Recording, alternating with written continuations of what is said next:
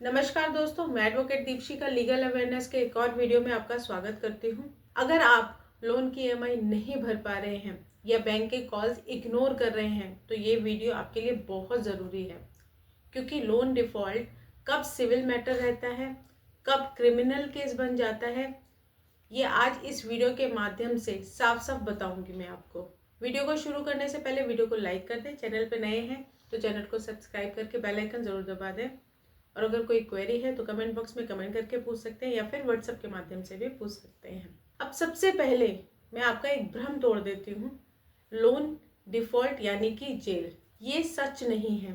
Loan default एक civil matter होता है जब तक आप फ्रॉड या फिर कोर्ट की अवहेलना ना करें। अक्सर लोग यहीं पर सबसे बड़ी गलती कर देते हैं और ये गलतियाँ जो आपको जेल तक ले जा सकती हैं। सबसे पहला, फेक डॉक्यूमेंट्स देना, यानी कि जब आप लोन लेते हैं और लोन लेते टाइम अगर आपने फेक डॉक्यूमेंट कोई दिया है या कोई फेक सैलरी स्लिप दी है, गलत एड्रेस दिया है या फिर फेक एम्प्लॉयर दिया है, ऐसे में एफआईआर या फिर अरेस्ट भी हो सकते हैं। सेकंड, कोर्ट नोटिस इग्नोर करना। अब जैसे कि बहुत सारे केसेस में देखा गया है कि आपके पास कोर्ट से नोटिस आते हैं या फिर आर्बिट्रेशन का कोई नोटिस आता है या फिर डीआरटी से कोई नोटिस आता है, और उन नोटिसों को अगर आप जानबूझकर इग्नोर करते हैं, ऐसा करना खतरनाक हो सकता है। आपके अगेंस्ट में एक्स पार्टी ऑर्डर हो सकता है, रिकवरी सर्टिफिकेट इशू हो सकता है, बेलेबल या फिर नॉन बेलेबल वारंट इशू हो सकता है। ये डिफ़ॉल्ट की वजह से नहीं, नोटिस इग्नोर करने की वजह से प्रॉब्लम होती है। आप सोचते हैं कि हमारे अगेंस्ट में अरेस्ट वारंट इशू हुआ है क्योंकि हमने लोन डिफ़ॉल्ट किया है, जबकि कोर्ट नोटिस या फिर आर्बिट्रेशन के नोटिस या फिर डीआरटी से नोटिस को जब आप इग्नोर करते हो तब ये प्रॉब्लम आती है।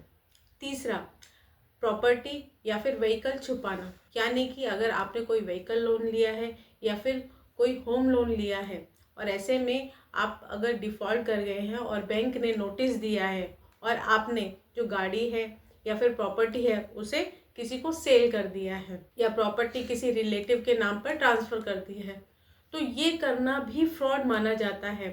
क्योंकि कहीं ना कहीं जो भी प्रॉपर्टी आपने मॉर्गेज करी है या फिर जो व्हीकल हाइपोथिकेशन में है, वो जब तक आपका लोन चल रहा है तब तक वो प्रॉपर्टी बैंक की होती है, ना कि आपकी। जब आपका लोन कंप्लीट हो जाता है उसके बाद वो आपकी प्रॉपर्टी होती है और तब आप उसको सेल कर सकते हो। तो ऐसे में अगर आप पहले ही अगर सेल कर देते हैं तो ये कहीं ना कहीं एक फ्रॉड कहलाता है, और ऐसे में आपके अगेंस्ट में फ्रॉड में क्रिमिनल केस फाइल कर सकती है बैंक एनबीएफसी। यानी कि अटैचमेंट के बावजूद एसेट छुपाना ये एक क्रिमिनल ऑफेंस माना जाता है। ऐसा करने से आपको जेल हो सकती है। तो इसलिए अगर आप ये सोच रहे हैं कि हम प्रॉपर्टी या फिर व्हीकल सेल करके हमें कोई प्रॉब्लम नहीं होगी, हमें कोई जेल नहीं होगी, हम कहीं ना कहीं सेल करके हम बैंक का पैसा चुका देंगे, तो ऐसा करना बहुत बड़ी गलती है। तो ऐसी गलती बिल्कुल भी ना करें।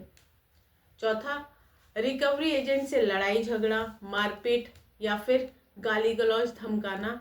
इस तरह से अगर आप रिकवरी एजेंट के साथ करते हैं, गुस्से में आप ऐसा करते हैं, तो ऐसा करने पर भी क्रिमिनल केस हो सकता है।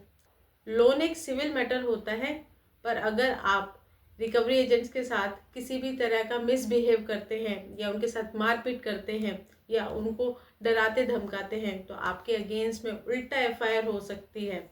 मुझे पता है आप लोग ये सोच रहे होंगे कि रिकवरी एजेंट तो आकर के खुद हमारे साथ मिसबिहेव करते हैं, लड़ाई झगड़ा करते हैं, कहीं ना कहीं हैरासमेंट करते हैं, तो ऐसे में हम उनके साथ किस तरीके से ट्रीट करें।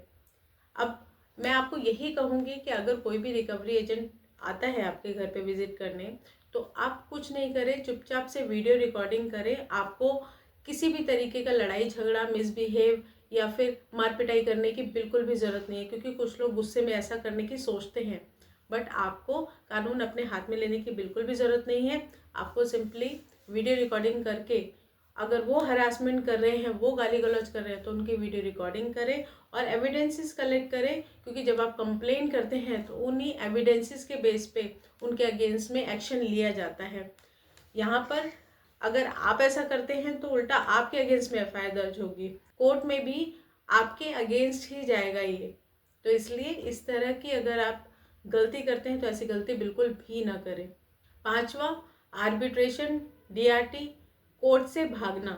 यानी कि अगर आपके पास आर्बिट्रेशन, डीआरटी या फिर कोर्ट से कोई नोटिस या फिर सम्मन आता है अपीयर होने के लिए, तो आप अपीयर नहीं होते और उससे भागते हैं, तो ऐसा करने से कहीं ना कहीं आपके अगेंस्ट में एक्स पार्टी अवार्ड इशू हो सकता है, डायरेक्ट एग्जीक्यूशन हो सकता है, आपकी सैलरी अटैच हो सकती है, आपका अकाउंट होल्ड हो सकता है, आपका अकाउंट अटैच भी हो सकता है, आपकी प्रॉपर्टी अटैच हो सकती है। तो ऐसा करने से जेल भी हो सकती है आपको।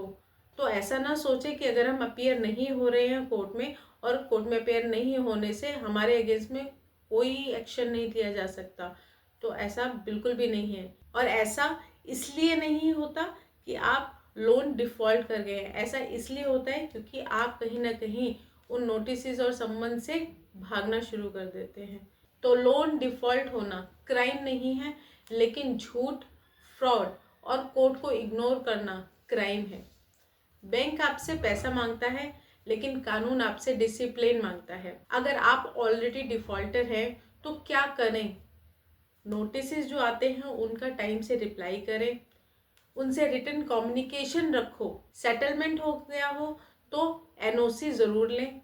कोर्ट से, आर्बिट्रेशन या फिर डीआरटी से कोई नोटिस आता है तो अपीयर ज़रूर हो, या फिर आर्बिट्रेशन में आप अपना ऑब्जेक्शन भी दे सकते हैं। डरना सॉल्यूशन नहीं है, प्रोसेस को फॉलो करो, लीगल अवेयरनेस रखो। ऐसा करने से ही आपको प्रोटेक्शन मिलती है। अगर आप लोन प्रॉब्लम से जूझ रहे हैं तो वीडियो को ज़्यादा से ज़्यादा शेयर करो, किसी का भला हो सकता है।